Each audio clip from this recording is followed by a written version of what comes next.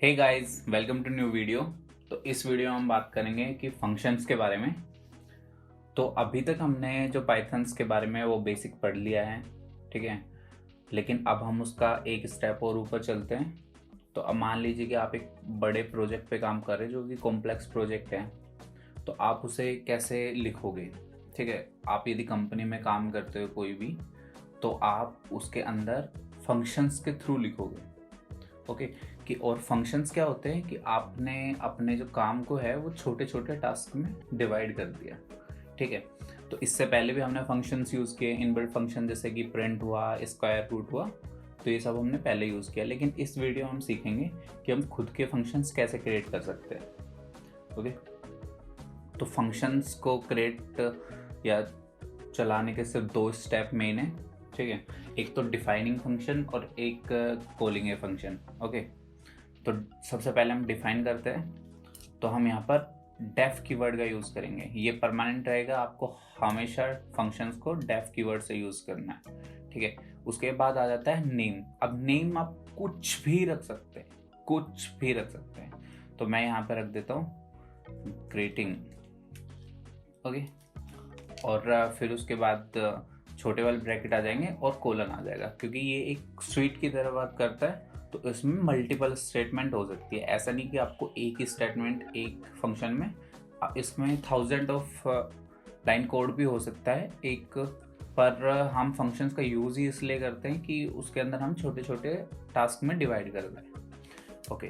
तो ग्रीटिंग के अंदर मुझे लिखना है कि भाई हाय हाउ आर यू, ठीक है, 2 लाइन में। तो मैं उसको लिख देता हूँ, ये मैंने कर दिया प्रिंट। तो यहाँ पर मैंने लिख दिया हाय, और सेकंड लाइन में भी हमने प्रिंट और आर यू, ठीक है, ओके। तो ये हमने 2 लाइन लिख दिया है, ठीक है। तो ये हमने अभी एक फंक्शन को डिफाइन कर दिया है। अब मान लीजिए कि मैं इसे रन करता हूँ। As you can see completely चल गया है, लेकिन हमें कुछ शो नहीं कर रहा है। ये प्रिंट वगैरह ये हमें कुछ शो नहीं कर रहा है।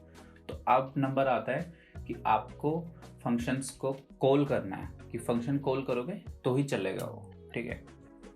तो अब मैंने यहाँ पर जो फंक्शन का नेम है वो, और डबल ये जो ब्रैकेट है इसको ऐसे लिख दिया है। और अब मैं इसे रन करूँगा। तो एज यू कैन सी मेरे पास हाय हाउ आर यू आ गया, ठीक है, ओके। तो अब आपके मन में क्वेश्चन आ रहा होगा कि हम इसको ही क्यों यूज़ कर रहे हैं, कि लाइक फंक्शन को ही क्यों यूज़ कर रहे हैं। तो हम डायरेक्ट भी लिख के और उसे प्रिंट करा सकते हैं। तो यदि मान लीजिए कि आपको एक कोड है ये, और इसको ये स्टेटमेंट हुई, ये हमने फर्स्ट वाली स्टेटमेंट होंगी, भाई हमने फर्स्ट के लिए ये वाली स्टेटमेंट को चलाना है, ठीक है। और फिर कोई नया यूज़र आता है तो उसके लिए भी हमें फिर वापस से लिखनी पड़ेगी। यदि हम डायरेक्ट इसे लिखेंगे तो बस आपको कुछ नहीं करना। यदि मान लीजिए कि नया यूज़र जो है कि वो 100 स्टेटमेंट के बाद आता है, तो आपको वापस से बस ग्रीटिंग लिख देना है, और ये हमारा 2 बार चल जाएगा। तो इसलिए हम फंक्शन का यूज़ कर सकते हैं, ओके। मान लीजिए कि हम एक और फंक्शन को बनाते हैं। तो यहाँ पर आप एक कोड में मल्टीपल फंक्शंस लिख सकते हैं। तो यहाँ पर मैं बनाता हूँ कि भाई हमको 2 वैल्यू को ऐड करना है इस चीज़ का फंक्शन, कि मुझे बार बार कोड नहीं लिखना, बस मैं वैल्यू चेंज करूँ और कोड जो है वो परफॉर्म हो जाए, ओके। तो 2 वैल्यू के लिए हमें x और y ले लिया, ठीक है। इसके बाद हम कोड लिखते हैं कि भाई जो भी हो वो C में स्टोर हो जाएगा। तो x प्लस y, तो ये हमारा C में स्टोर होना चाहिए, ठीक है। और इसको हम कर देते हैं प्रिंट C, ठीक है।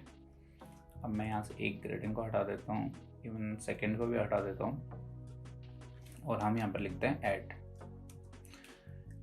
अब यहाँ पर हमने 2 पैरामीटर दिए, तो हमें यहाँ पर भी 2 ही देने पड़ेंगे।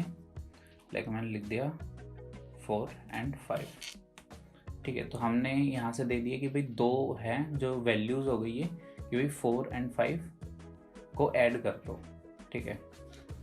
तो मैंने किया run and as you can see यहाँ पर मेरे पास 9 आ गया। ये अब मैं यहाँ पर वैल्यू को 50 करूँगा और रन करूँगा तो 54। मुझे ये नहीं है कि मुझे बार बार चेंज करना पड़ रहा है, बस मैंने वैल्यू दी और वो हमें ऐड करके दे रहा है। अब हम देखते हैं कि भाई एक अनदर टाइप और फंक्शन और होता है कि ये तो इसने डायरेक्ट दे दिया कि भाई आपको आंसर दे दिया। एक होता है कि मैं वैल्यू रिटर्न कर दूंगा, उसके बाद आप उस वैल्यू का जो चाहे वो कीजिए, फंक्शन आपको रिटर्न करेगा। तो रिटर्न कैसे करेगा? रिटर्न कीवर्ड से। तो अभी हम देख लेते हैं कि इसे ऐसे समझते हैं कि मान लीजिए कि आप अपने दोस्त को बोला कि चल घूमने चल रहे हैं, तो मतलब इसमें आपने उसे से बोल दिया कि भाई चल रहे हैं, उसकी मर्जी नहीं पूछी अपन ने, ठीक है। लेकिन रिटर्न वाले में क्या किया कि आपने पूछा क्या यार तू घूमने चलेगा, तो वो अब हाँ या ना में जवाब देगा। तो ऐसा ही कुछ। तो मान लीजिए कि बस मैं यहाँ पर क्या करूँगा, इसको प्रिंट को हटा दूंगा और यहाँ पर रिटर्न, और रिटर्न के अंदर सी रिटर्न कर देंगे, ठीक है। और अब हम इसको स्टोर करेंगे एक वेरिएबल के अंदर, ओके। अब मैंने ये रिजल्ट के अंदर इसका जो सी की वैल्यू है वो स्टोर कर ली है। अब मैं चाहे इसे कहीं पे भी अपलोड करूँ, चाहे मैं इसे प्रिंट करूँ या फिर मैं किसी और फंक्शन में इसका यूज़ लूँ, तो वो मैं ऐसे कर सकता हूँ, प्रिंट रिजल्ट। रन किया तो हमारे पास 54 आ रहा है, ओके। आप एक साथ दो वैल्यू को भी रिटर्न कर सकते हैं। तो मान लीजिए कि मुझे एडिशन और सब दोनों चाहिए, तो मैं यहाँ पर इसका नेम चेंज कर दूंगा, एड एंड सब, ओके। और हम डी के अंदर स्टोर कर देंगे x माइनस वाई, ठीक है। और रिटर्न में हम दो वैल्यू को रिटर्न कर देंगे, सी और डी को। अब मान के चलिए कि सब, अब हमने यहाँ पर दो को रिटर्न किया है, लेकिन हम यहाँ पर रिजल्ट एक ही ले रहे हैं, तो हमें यहाँ पर रिजल्ट को भी दो लेना पड़ेगा,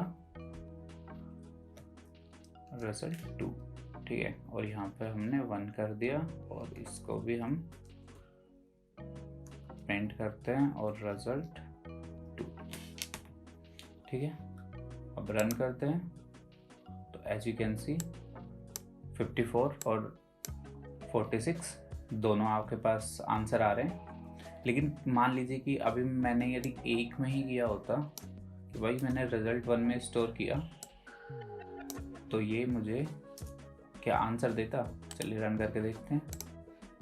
तो रन किया तो एज यू कैन सी ये आंसर तो दे रहा है, लेकिन ये टुपल के फॉर्म में दे रहा है। कैसे? हम एक बार इसका टाइप कोड चेक कर लेते हैं, प्रिंट टाइप, और टाइप के अंदर हम यूज करेंगे रिजल्ट 1। तो अब इसे रन करते हैं तो एज यू कैन सी ये ट्यूपल आ रहा है हमारे पास। और यदि हम 1 बाय 1 करते हैं तो हमारे पास इंट की फॉर्म में आता है, ओके। तो ऐसे आप फंक्शंस का यूज कर सकते हैं। और इफ यदि अब भी आपको कोई प्रॉब्लम आती है तो आप हमारे कमेंट सेक्शन में पूछ सकते हैं।